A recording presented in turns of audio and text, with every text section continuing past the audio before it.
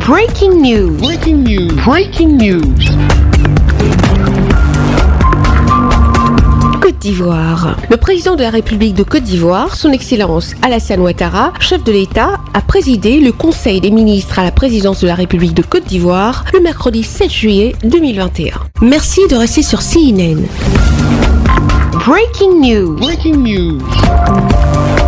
Ce mercredi 7 juillet 2021, un conseil des ministres s'est tenu de 11h à 13h30 au palais de la présidence de la République de Côte d'Ivoire à Abidjan, sous la présidence de son Excellence Alassane Ouattara, président de la République de Côte d'Ivoire, chef de l'État. Le chef de l'État, son Excellence Alassane Ouattara, et les membres du gouvernement se sont retroussés les manches, vu le nombre de décisions prises au cours de cette réunion pour le bien des populations vivant en Côte d'Ivoire, ainsi qu'au titre du ministère de l'Intérieur. Le Conseil a adopté un projet de loi portant lutte contre le trafic et l'usage illicite des stupéfiants, des substances psychotropes et leurs précurseurs en Côte d'Ivoire. Ce projet de loi répond à l'évolution des techniques de production, de trafic et d'usage illicite des stupéfiants et de leurs produits dérivés, et qui implique bien évidemment une amélioration constante des mesures et des moyens de lutte et de répression. D'autres mesures ont été prises par le Conseil des ministres au titre du ministère de l'Intérieur et de la Sécurité. Sur l'organisation des élections sénatoriales partielles prévues le 31 juillet 2021, le Conseil a adopté 4 décrets. C'est un ensemble de textes qui est relatif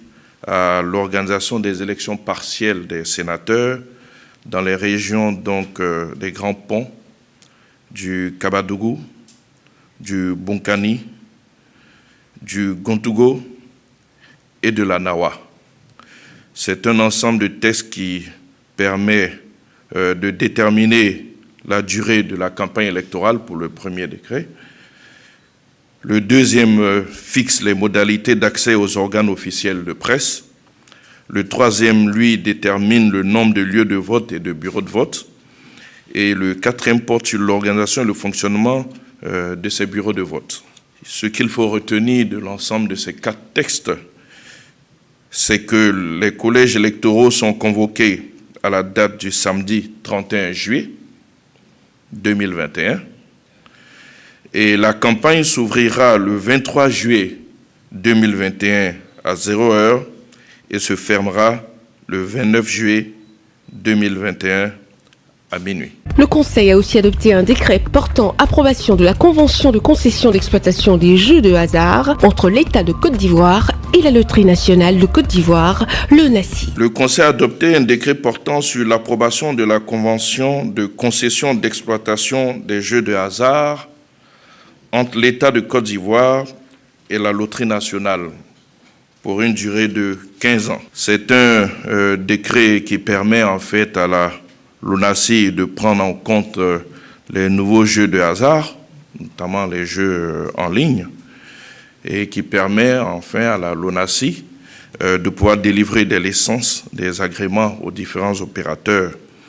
C'est une action qui s'inscrit dans le cadre de l'application de la nouvelle loi qui a été votée, portant régime juridique donc des jeux de hasard et qui instaure notamment une autorité de régulation donc des 10 jeux. C'est réajustement du dispositif procède donc de la légitime nécessité pour l'État d'accroître son contrôle sur le secteur du jeu par l'adoption de mesures vigoureuses contre des opérateurs qui exerçaient donc de façon illégale.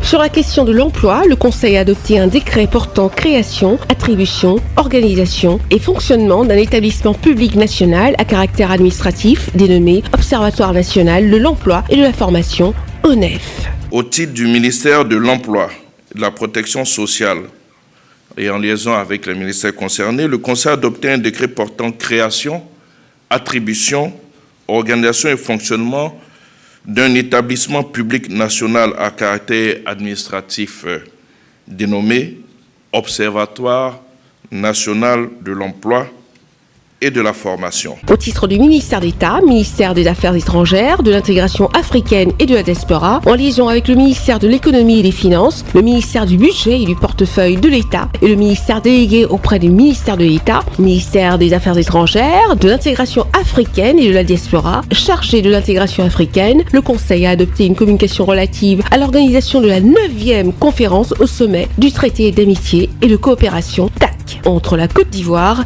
et le Burkina Faso. À l'invitation du président de la République, la 9e conférence du sommet du TAC entre la République de Côte d'Ivoire et le Burkina Faso se tiendra du 25 au 28 juillet 2021 à Yamoussoukro autour des accords de coopération entre les deux pays. Elle sera marquée par un conseil conjoint de gouvernement coprésidé par le Premier ministre de Côte d'Ivoire et son homologue du Burkina Faso, M. Joseph-Marie Dabiré. Merci d'être sur CNN, la télévision autrement. Les programmes se poursuivent. Retrouvez en ligne toute l'info en continu sur C-Web Info, 100% info, non-stop.